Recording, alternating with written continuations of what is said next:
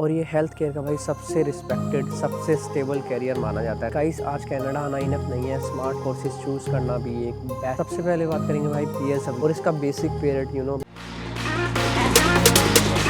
Very good evening guys, this is brother Jatin Munjal. Welcome back to our new vlog. अभी cycling कर रहा था तो सोचा एक वीडियो बना दूं जो कि भाई मोस्ट कमेंटेड वीडियो और मोस्ट डिमांडिंग वीडियो है। ये डिमांड से रिलेटेड है कि क्या कनाडा आते हुए भाई हमें क्या कोर्स लेने चाहिए। हम जब +2 के बाद आते हैं, बीकॉम के बाद आते हैं, ग्रेजुएशंस वगैरह के बाद आते हैं, जो पोस्ट ग्रेजुएशन होती है, क्या ऐसे प्लान्स बताओ भाई जतिन भाई कनाडा आने के बाद जो हमारे फ्यूचर सिक्योर हो सकें और बहुत जल्दी भाई जो हमें अपनी हाइट रीच करनी है भाई हम उसके तक जा सकें।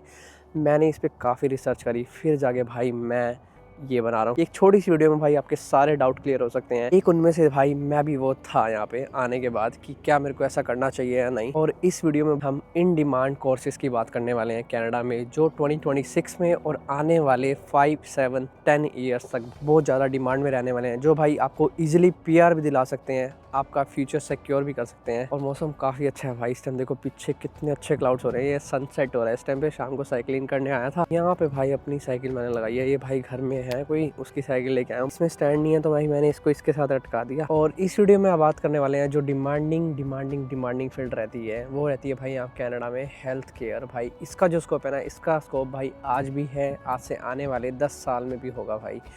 और इसके अंदर भाई हम बात करेंगे कि क्या पे रेट रहते हैं उस चीज़ों के और कैसे कैसे आपको कॉलेजेस चूज़ करने। मतलब इस वीडियो में मैं आपको कॉलेजेस तो नहीं बताने वाला हूँ भाई, थोड़ी सी रिसर्च आपको खुद से भी करनी होगी। और हम कैसे भाई इन कोर्सेज से अपना फ्यूचर सिक्योर कर सकते हैं, मतलब कैसे हम अपनी PR वगैरह के पाथवे से जा सकते हैं। और यही डिमांडिंग फील्ड है हेल्थ केयर। और आपने भाई अगर मेडिकल, फिजिक्स, बायो वगैरह ले रखी है +2 वगैरह में अपने, और आप उसके बाद 12th के बाद आ रहे हो, +2 करने के बाद आ रहे हो, दैन उसके बाद आपके पास एक कोर्स और डिप्लोमास रहते हैं कनाडा आने के बाद, जिससे आप अपने फ्यूचर के लिए बहुत ज़्यादा प्रिपेयर हो सकते हो। क्योंकि भी हमें जो क्या होता है PR के लिए क्या अड़ गया जतिन भाई गले में, सॉरी।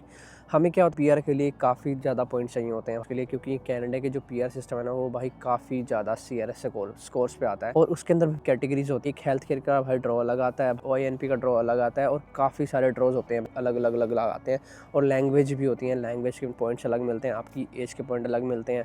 आपने इंडिया से क्या कर रखा है, आपने यहाँ आने के बाद कितने ईयर की स्टडी कर रखी है, तो क्या बेनिफिट देने वाले। ज़्यादा देरी ना करते, let's get start the video. और अगर आपको वीडियो अच्छी लगी तो भाई वीडियो में कमेंट करना मत भूलना भाई लास्ट में। आई होप आप ये वीडियो पूरी देखोगे और आपको काफ़ी तरह की बातें समझ आएंगी। तो कनाडा आना भाई काफ़ी स्टूडेंट्स का ड्रीम होता है, काफ़ी लोगों का प्लान होता है, और काफ़ी लोग कंफ्यूज होते हैं कनाडा आने के बाद कि क्या हम कौन सा कोर्स लें, क्या हमारा उसमें फ्यूचर सिक्योर होगा या नहीं होगा। मैंने अपने मोबाइल में कोर्सेज लिख लिए हैं कि मैं भूल ना जाऊं। अगर मैं उधर देखूं तो इसके लिए भाई सॉरी, क्योंकि मैं जो कोर्सेज के पॉइंट्स हैं मैंने लिख रखे हैं कि ये कोर्स है। मैं 5-6 कोर्स की बात करने वाला हूँ। गाइस आज कनाडा आना इनफ नहीं है, स्मार्ट कोर्सेज चूज़ करना भी एक बेस्ट तरीका माना जाता है। इसीलिए भाई आज मैं रियल इन्फॉर्मेशन शेयर करने वाला हूँ, जो कि एक इंटरनेशनल स्टूडेंट्स के लिए, और जो यहाँ पे प्लान कर रहे हैं आने के बाद, और जो यहाँ पे रह रहे हैं भाई, जिनकी फर्स्ट स्टडी चल रही है, आपको उसको भी हेल्प मिलने वाली भाई इस वीडियो से। और सबसे ज़्यादा भाई है हेल्थ केयर डिमांड में भाई इस टाइम पे। उसके अंदर क्या आता है भाई, जैसे कि PSW, नर्सिंग, अर्ली चाइल्डहुड। भाई ये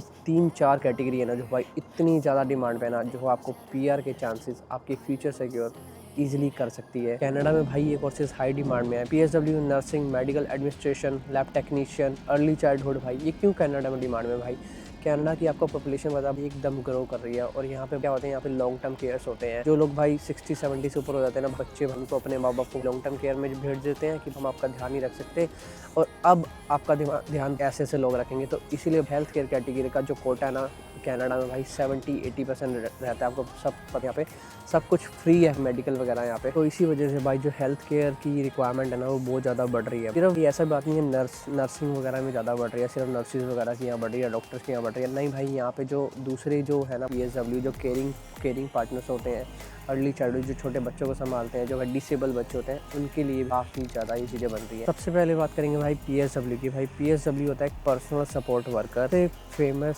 सबसे फास्ट ग्रोइंग, सबसे जो रैपिड भाग रहा है ना भाई बच्चों के दिमाग में कोर्स, ये होता है भाई। ये क्या होता है, एक शॉर्ट टर्म कोर्स होता है जिसके अंदर 1 ईयर का आपके लिए कोर्स होता है। इसके अंदर भाई सब कुछ सिखाते हैं, इसमें प्लेसमेंट्स भी देते हैं भाई, आपको कोप भी देते हैं। PSW भाई एडल्टली पीपल्स, डिसेबल पीपल्स के लिए होता है, जो कि भाई ADL में काम आता है, एक्टिविटी डेली लाइफ में, जैसे कि भाई खाना खिलाना, नहलाना, मेडिकल रिमाइंडर, बेसिक नीड्स वगैरह। और ये कोर्स ना भाई शॉर्ट टाइम ड्यूरेशन का होता है और बहुत सारे कॉलेजेस इसको ऑफर करते हैं। और इसकी भाई एलिजिबिलिटी क्या होती है भाई, इसमें आपको 12th पास आउट होने चाहिए। उसके बाद अगर आप ग्रेजुएशन के बाद भी ले रहे हो तो भी चलता है। एक इंग्लिश टेस्ट रिक्वायर होता है, जैसे कि भाई आइल्स होता है और दूसरे भी टॉफल, पीटी वगैरह होते हैं, आपको ये देने होते हैं जब आप इंडिया से आ रहे होते हो। और इसमें साइंस बैकग्राउंड मोस्टली मैंडेटरी नहीं होता, वैसे सम कॉलेजेस में है भाई कि वहाँ पे आपका साइंस बैकग्राउंड होना चाहिए। और इसकी जॉब्स कहाँ होती है, नर्सिंग होम में, लॉन्ग टर्म केयर में, रिटायरमेंट में। अपने आप मतलब अगर आप कनाडा में रह रहे हो, अगर आपने पार्ट टाइम वर्क करना है तो भी भाई आपने किस घर पे जा जाके भाई लोगों की केयर भी कर, जिसको जैसे नीड होती है। कई लोगों को किडनी फेलियर होता है, कई की सर्जरी होती है, उसके अंदर भी भाई आप काम कर सकते हो। और इसका बेसिक पे रेट $27 पर आवर रहता है यहाँ पे, कि आप सोच सकते हो कि $27 जब पर आवर बंदा कमाता है तो पे रेट रहता है। और सबसे बड़ी बात है कनाडा में इन डिमांड में है ये। आपको इसके अंदर 1 ईयर काम करना होता है। ये कोर्स कंप्लीशन होने के बाद 1 ईयर के बाद भाई आप पीआर के लिए एलिजिबल हो जाते हो, अगर आपके पॉइंट्स उस टाइम पे पूरे हो रहे होते हैं। क्योंकि हेल्थ केयर की कैटेगरी है ना भाई, इसका जो ड्रॉ आता है ना अलग से आता है, उसका ड्रॉ थोड़ा सा दूसरे ड्रॉ से भाई कम होता है, दूसरे पॉइंट से कम होता है। और आपको ये सुनने में आसान लग रहा होगा, लेकिन ये छोटा काम नहीं होता भाई किसी की केयर करना। ऐसे भाई कोई आम बंदा इनकी केयर नहीं कर सकता, सर्टिफाइड बंदे इनकी केयर कर सकते हैं। इसकी सबसे ज़्यादा बेस्ट कोर्स है कनाडा में। और इसकी फीस भाई जो कैनेडियन कॉलेजेस में रहती है $21,000 रहती है। और ये हेल्थ केयर का भाई सबसे रिस्पेक्टेड, सबसे स्टेबल कैरियर माना जाता है नर्सिंग। और ये 2 टाइप की नर्सिंग होती है भाई, प्रैक्टिकल नर्सिंग, रजिस्टर्ड नर्सिंग। और इसमें भाई स्पेशली साइंस बैकग्राउंड अलाउ होता है भाई, स्पेशली बायोलॉजी।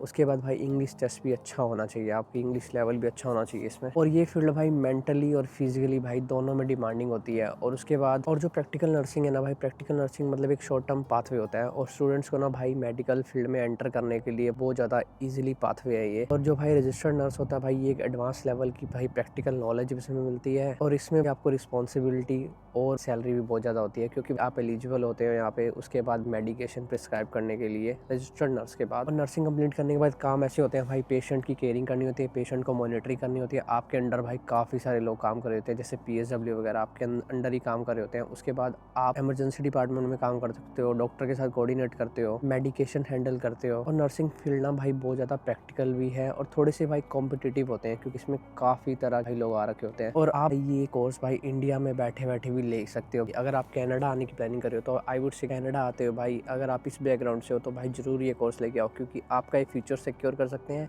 इसके अंदर हाँ ये होता है भाई थोड़ी सी फीस ज़्यादा रहती है कंपैरेटिवली 1 ईयर के कोर्सेज के अकॉर्डिंग। और नर्सिंग भाई एक अच्छी डिमांड में है भाई इस टाइम कनाडा में, और इसकी भाई हाई पेइंग सैलरी भी है। कुछ कॉलेजेस में भाई इसके लिए मैथ भी रिक्वायरमेंट रहती है, अगर आपका मैथ बैकग्राउंड नहीं है तो आपके लिए एक एडिशनल सब्जेक्ट देना पड़ता है, फिर आप इसके लिए एलिजिबल हो जाते हो। और इसमें ऐसा होता है आपकी जो शिफ्ट होती है ना बहुत ज़्यादा लॉन्ग शिफ्ट होती है, 9 आवर्स की शिफ्ट होती है, और उसके बाद नाइट शिफ्ट भी मिलती है इसमें। लेकिन भाई एक स्टेबिलिटी और रिस्पेक्ट भी भाई बहुत ज़्यादा रहती है। एक तरह की भाई हमारे इंडिया में क्या होता है, नर्सिंग को भाई इतना ज़्यादा पूछा नहीं जाता है, लेकिन यहाँ पे भाई एक तरह का भाई जैसे हमारे इंडिया में डॉक्टर्स होते हैं ना, वैसे भाई नर्स के अकॉर्डिंग यहाँ पे मानी जाती हैं चीज़ें। थर्ड कोर्स आता है हेल्थ केयर एडमिनिस्ट्रेशन। ये अगर मान लो ये है ना कि मैं डायरेक्ट पेशेंट केयर नहीं कर सकता, तो ये कोर्स भाई उन लोगों के लिए सबसे ज़्यादा बेस्ट है। ये भाई एक मेडिकल फील्ड में है, लेकिन भाई ये मैनेजमेंट में काम करता है, जैसे ऑफिस वगैरह में। इस फील्ड में भाई आपको हेल्थ केयर मैनेजमेंट के भाई हैंडल करने होते हैं सिस्टम सारे, जो भी भाई क्या होता है, पेशेंट रिकॉर्ड होते हैं, बिलिंग्स होते हैं, कोऑर्डिनेशन होता है। कोर्स में भाई उन लोगों के लिए काफ़ी अच्छा है जो भाई एक तो केयर नहीं कर सकते भाई पेशेंट की जाके, और जो भाई ऑफिस एनवायरनमेंट प्रेफर रखते हैं, और कम्युनिकेशन अच्छी होनी चाहिए भाई उनकी, और जो मैनेजमेंट साइड इंटरेस्ट रखते हैं उनके लिए काफ़ी डिमांड में रहता है। और इसकी भी पे रेट हेल्थ केयर कैटेगरी होती है, लेकिन नर्सिंग से भाई थोड़ी सी कम होती है इसमें, जैसे 23-22 रहती है इसकी पे रेट। इसके बाद आता है भाई मेडिकल लैब टेक्नीशियन। ये भी भाई इसी फील्ड से रिलेटेड ही है। उसमें क्या होता है, हम जो ब्लड टेस्ट वगैरह कराते हैं ना, सैंपल वगैरह कराते हैं, ये उन लोगों के लिए ज़्यादा बेस्ट रहता है।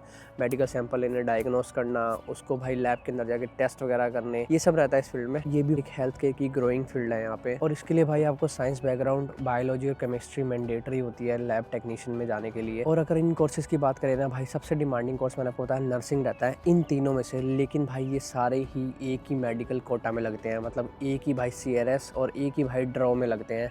जब भाई अगर आप इन कोर्सेज के लिए एलिजिबल होते हो, मैंने आपको एलिजिबिलिटी बताई, और ये भाई काफ़ी कॉलेजेस प्रोवाइड कर रहे होते हैं ये कोर्सेज। और इसके बाद आता है भाई अर्ली चाइल्डहुड। अर्ली चाइल्डहुड में क्या होता है भाई, जो छोटे बच्चे होते हैं ना, जो डिसेबल होते हैं भाई, डिसेबल होते हैं, छोटे बच्चों की केयरिंग करना। यहाँ पे क्या होता है भाई, जो लोग भाई अपनी जॉब करते हैं ना, वो अपने बच्चों को भाई डे केयर वगैरह में छोड़ जाते हैं, फिर उनकी भाई देखभाल करनी होती है। उनको खाना खिलाना टाइम पे, उनको चलाना, उनको एक्सरसाइज करानी, इसमें भाई वो इसी जाती है। और ये भी कोर्स भाई 2 साल का भी होता है और 3 साल का भी होता है। ये कॉलेज पर डिपेंड रहता है कि आप किस कॉलेज में जा रहे हो, कैसे प्रोग्राम में जा रहे हो। इन सब कोर्सेज़ के अंदर भाई आपको प्रैक्टिकल नॉलेज भी मिलती है, बिकॉज ऑफ भाई आपको कॉप मिलता है कॉलेज की तरफ से। आपको 3 महीने भाई काम करना होता है और कॉप भी भाई इसमें पेड होता है सब तीनों फील्ड में। जब आप कॉप करने जाते हो भाई आपको 4 या 5 हज़ार डॉलर मिलते हैं सब चीज़ों के। तो बात आती है भाई हेल्थ केयर कैटेगरी डिमांड में है और इन कोर्सेज़ की वजह से डिमांड में ज़्यादा है। और क्यों डिमांड में ज़्यादा भाई आपको पता है भाई यहाँ पे वर्कर की शॉर्टेज बहुत ज़्यादा है। और खासकर हेल्थ केयर कैटेगरी में यहाँ पे 100% लोगों का भाई मेडिकल है। और यहाँ पे भाई मेडिकल का कोटा मैंने आपको बताया 70 to 80% जाता है। अब सबसे इंपॉर्टेंट पॉइंट आता है भाई कि हेल्थ केयर में पीआर की अपॉर्चुनिटी कैसे होती है। जो कनाडा की प्रोविंस है ना भाई हेल्थ केयर को काफ़ी ज़्यादा प्रायोरिटी देती है, जैसे कि भाई इनके पास वर्कर की शॉर्टेज बहुत ज़्यादा है। तो इसमें भाई पीआर का ड्रॉ हम किस में लगा सकते हैं, पीएनपी में लगा सकते हैं, प्रोविंशियल नॉमिनी प्रोग्राम में और टारगेट इमिग्रेशन स्ट्रीम में। और लेकिन एक बात ध्यान रखनी चाहिए भाई कि कोई भी भाई जो कोर्स है ना भाई वो इमिग्रेशन भाई कभी भी हटा सकती है यहाँ से। ज़रूरी नहीं है कि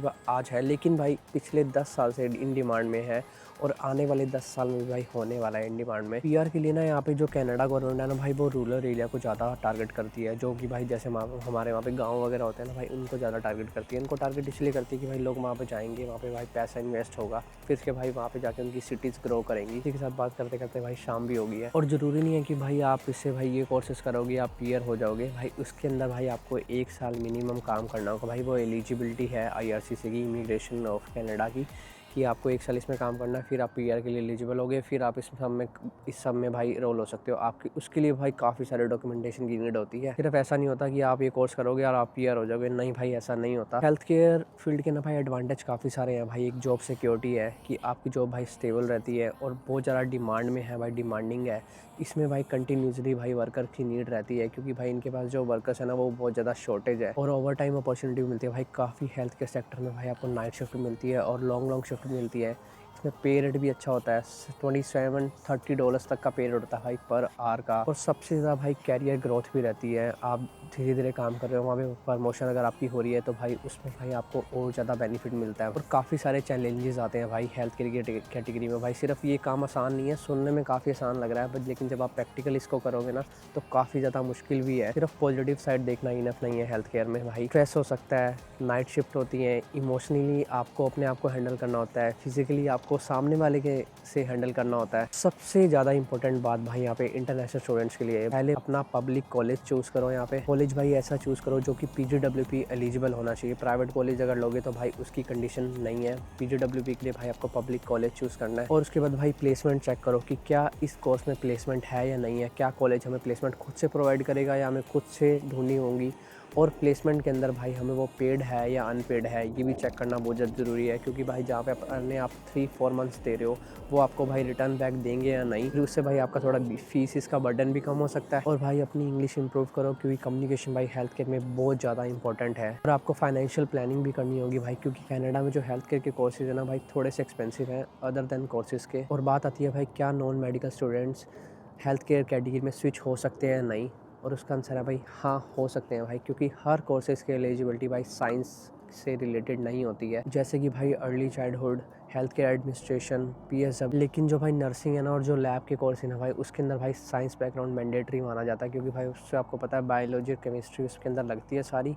अगर वो आपने नहीं करी हुई तो भाई उस कोर्स में नहीं जा सकते। लेकिन भाई इसका भी एक तोड़ रहता है, पहले आपको यहाँ पे आके भाई वो सब्जेक्ट्स पढ़ने होते हैं, उनके क्रेडिट्स लेने होते हैं, फिर आप इन कोर्सेज में स्विच हो सकते हो। और इसी के हिसाब से भाई यहाँ पे अंधेरा भी हो गया, धीरे धीरे शाम को आया था घूमने, तो थोड़ा सा भाई लाइट में जाके बात करते हैं। यहाँ से भाई अपने घर चलता हूँ, थोड़ा पास में ही है, फिर जाके बात करते हैं आगे। और आगे बात करेंगे भाई कि फाइनल एडवाइस की क्या करना चाहिए कनाडा में आने के बाद या आने से पहले। ये भाई यहाँ पे खड़ी करिए साइकिल और 15 मिनट में भाई कितना अंधेरा हो गया, आप ये देख रहे हो। जस्ट भाई अभी आया हूँ और साइकिल चला के ना भाई सांस चढ़ जाती है। पानी का गिलास पीते हैं एक और फिर आपसे भाई कंटिन्यू करते हैं वीडियो। तो भाई इस वीडियो में मैंने आपको सब कुछ बताया है हेल्थ केयर कैटेगरी के बारे में, और अगर कुछ पॉइंट स्किप किया हो तो भाई कमेंट सेक्शन में ज़रूर बताना। और सबसे ज़्यादा इंपॉर्टेंट भाई फाइनल हॉनेस्ट एडवाइस मेरी, आजकल ना सोशल मीडिया में भाई हेल्थ केयर को ना सिर्फ भाई PR शॉर्टकट पाथ पे बताते हैं, सिर्फ यही प्रेजेंट कर रखा है भाई। मैंने जहाँ तक वीडियोज़ देखी है ना हर कोई बता रहा है हेल्थ केयर में आओ और जल्दी जल्दी पीआर ले जाओ। ऐसा नहीं होता सच में भाई, लेकिन रियलिटी ये है भाई, हेल्थ केयर एक बहुत ज़्यादा रिस्पॉन्सिबिलिटी वाली फील्ड है, बहुत ज़्यादा केयरिंग वाली फील्ड है, और बहुत ज़्यादा भाई आपको इसके अंदर पेशेंस चाहिए। और आप भाई लोगों की अगर हेल्प करना पसंद करते हो तो भाई ये फील्ड आपके लिए बहुत ज़्यादा डिमांड में रहने वाली है, और बहुत ज़्यादा भाई आपके लिए फ्यूचर में काफ़ी स्ट्रॉन्ग करने वाली है आपके फ्यूचर को। और काफ़ी लोग भाई यहाँ पे आकर अपनी फील्ड को स्विच भी कर लेते हैं, क्योंकि हमारे इंडिया में भाई ऐसा करना हमें बहुत ज़्यादा ब्लंडर लगता है और बहुत ज़्यादा मुश्किल भी है हमारे वहाँ स्विच करना, लेकिन यहाँ ईजिली हो जाता है। और लास्टली अगर आप हेल्थ केयर फील्ड में आना चाहते हो तो भाई कमेंट करके बताओ कि आप कौन सा कोर्स लेने का चूज़ कर रहे हो, medical administration, PSW, early childhood या नर्सिंग, किस फील्ड में आप हो। और अगर आपको ये वीडियो थोड़ी सी भी हेल्पफुल लगी हो तो भाई लाइक करना, ज़्यादा अच्छी लगी हो तो सब्सक्राइब करना। मिलते हैं नेक्स्ट व्लॉग में, तब तक के लिए bye bye. Thank you so much for watching. Love from Canada, boy from India.